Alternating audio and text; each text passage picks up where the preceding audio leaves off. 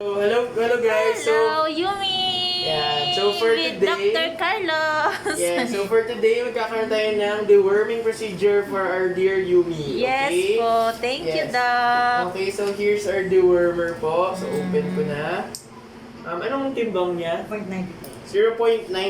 So usually dewormers are 1:1. So ibig sabihin kung ilan yung timbang, ganun din po yung amount ng dewormer. Pero nakadepende po yan sa uri ng dewormer na gagamitin natin. Okay, Doc. Okay?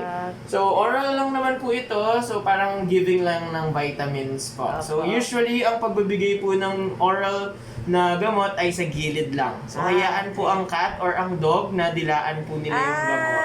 Okay. Opo, sorry. Ang galing-galing, Yumi. Very good. Okay. Alright. Okay, very good. Thank